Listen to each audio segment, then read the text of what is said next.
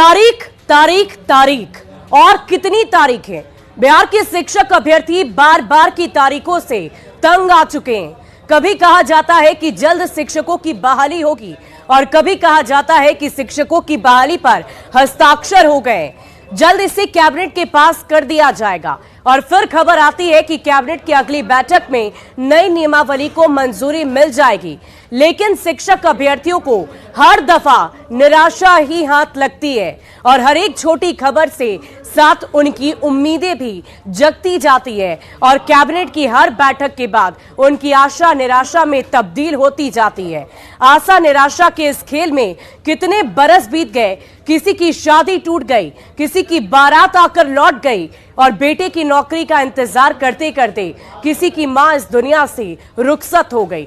लेकिन नहीं निकला बहाली का विज्ञापन और अभ्यर्थियों को मिली हर दफा सिर्फ और सिर्फ नाउम्मीदी और निराशा।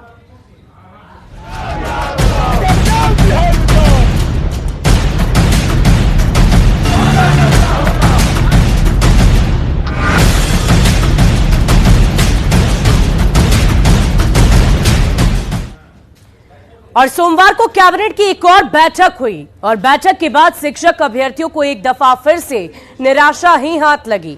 बैठक से ठीक एक दिन पहले खबर यह आई कि कल की बैठक में शिक्षक बहाली की नई नियमावली पर मुहर लग जाएगी।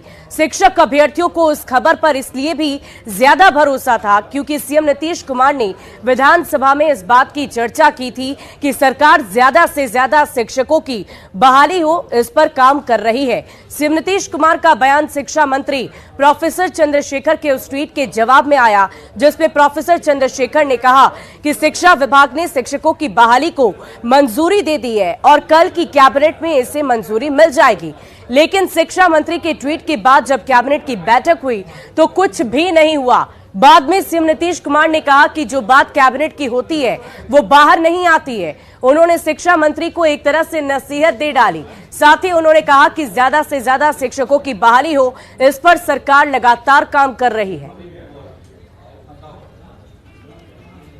शिक्षकों का हर का नौक सेवा बढ़ाएंगे, लेकिन उनको और ज्यादा, कितना ज्यादा और शिक्षकों की बहाली हो सके उसके लिए भी हम लोग लगे हुए हैं कि ज्यादा से ज्यादा टीचर्स की बहाली हो और उसको हम लोग बढ़वाना भी चाहेंगे।